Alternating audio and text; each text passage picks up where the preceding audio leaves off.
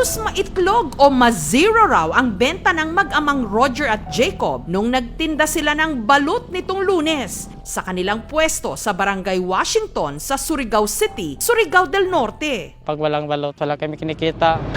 Hanggang sa tapat ng kanilang pwesto, ang 6 na taong gulang na panganay ni Roger na si Jacob may napulot.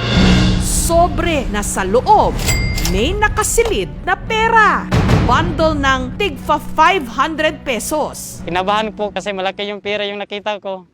Nung binilang nila ito, umabot ng 50,000 pesos. Marami kong pera ng mga utang. Kung wala ang maghanap, sa amin na to. Pero kaninong pera ito? Ngayong aminado rin silang gipit. Ano kaya ang mananaig? Katapatan o tawag ng pangangailangan? Mahirap lang din po kami, kaya alam ko na pinaghihirapan din tong pera to ng may-ari.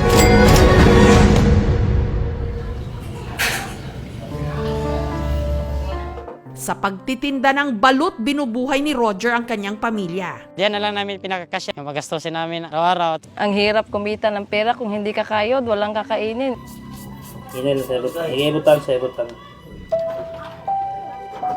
Nasa 800 to 1,000 pesos ang kinikita nila rito kada araw. Pero madalas, 300 pesos lang ang kanilang naiuuwi.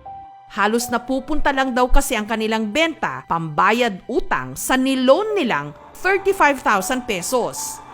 Ipinambili nila ito ng materyales sa pampagawa ng bahay na sa kasamaang palad na limas ng bagyong Odette taong 2021. Yung mga lublak namin, nga durog, at saka yung simento namin, nga basa sa ulan, hindi na po nagamit. Sa ngayon po, sa bahay nagre-renta po. Yung pinakamahirap lang namin kapag kasakit yung mga anak namin, pag walang pera, kahit saan kami hingi ng tulong. Pero sa lahat ng mga problema niya, tila may instant sagot daw ang langit nung ang panganay niyang si Jacob nakapulot nga ng sobrang may lamang 50,000 pesos. Sobra pa sa kailangan nilang bayarang utang. Dito ko po nilagay yung 50,000. Araw-araw ko po chine-check yung pera. Binibilang ko 50,000. Namutla talaga, parang nanginginig. Oh, pera na to. Ipinakita ni Roger ang pera sa kanyang misis. Pero si Ivy, nanindigan. Maghahanap tayo ng paraan para masaulit to sa may-ari. Kasi talaga pinaghahanap na to nila. Mahirap lang din po kami, kaya alam ko na pinaghihirapan din tong pera to ng may-ari. Sabi ko sa Panginoon, humingi ako ng patawad. Kasi nag-isip po ako ng hindi maganda sa pera, sir. Sabi ko sa sarili ko, isauwi ko na lang. Hanggang sa may nakita silang naka-imprentang pangalan sa bundle ng pera. Hinanap nila ito sa Facebook at nalaman nila na hindi pala ito ang may-ari, kundi ang teller ng bangko na nag-issue ng pera sa nag-withdraw. Sabi niya na wala po daw nagrereklamo o nag-claim na nawala ng pera. Sinubukan naming kuhanan ng panig ang teller at ang bangko kung saan winithdraw ang pera. Pero hindi pa raw sila magbibigay ng pahayag hanggat wala pa rin ang resulta ng sarili nilang investigasyon. Binalikan ng aming team ang lugar kung saan napulot ni na Roger ang pera. Ang kitang kwarta maubos. Dibi. Hanggang sa may nakitang CCTV camera doon na nakahagip ng mga tagpo. Ilang minuto bago napulot ni Jacob ang sobre.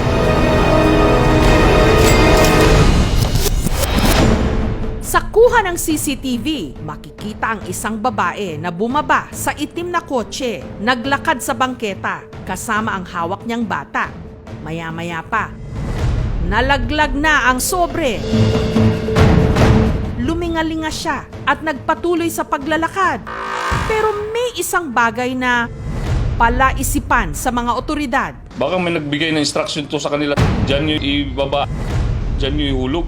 Hanggang ang mga otoridad may natanggap na lead sa pagkakakilanlan ng babae sa CCTV. Siya na nga ba ang may-ari ng sobrang may laman na 50,000 pesos?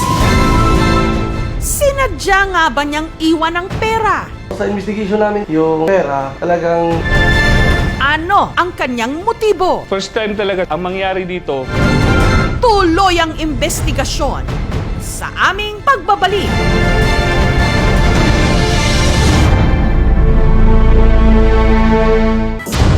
Anak ng balut vendor sa Surigao City sa Surigao del Norte, nakapulot ng sobre na may lamang 50,000 pesos. Pira na to. Marami kong pera ng mga utang. Pero iba ang naging desisyon ng misis ni Roger na si Ivy. Talagang gahanap tayo ng paraan para masaulit to. Sabi ko sa Panginoon, humingi ako ng patawad.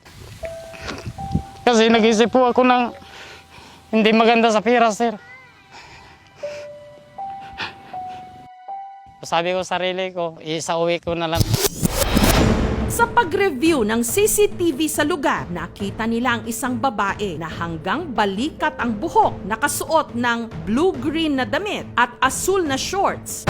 Hawak ang isang bata habang naglalakad sila sa bangketa. Ang babae humawak sa kanyang bulsa hanggang nalaglag ang sobrang nahulog sa kanyang likod. Lumingalinga siya at nagpatuloy sa paglalakad. 5 minuto lang ang nakalipas, tsaka naman makikita ni Jacob ang sobre na may 50,000 pesos ang laman. Ano, tatanong pa yan. Tatanong pa yan.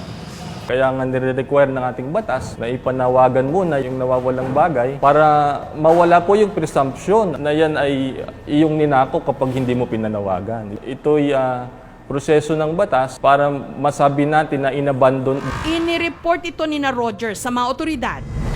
nung una akala namin yung pera talagang sinadyang ihulog.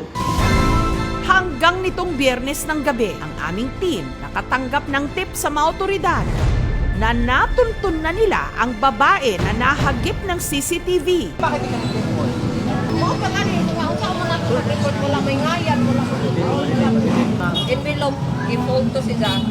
Inimbitahan siya sa presinto. Tumanggi siyang ibigay ang kanyang pagkakakilanlan. Hindi rin siya nagbigay ng mas mahabang panayam. Kinumpirma niyang siya ang may-ari ng sobre.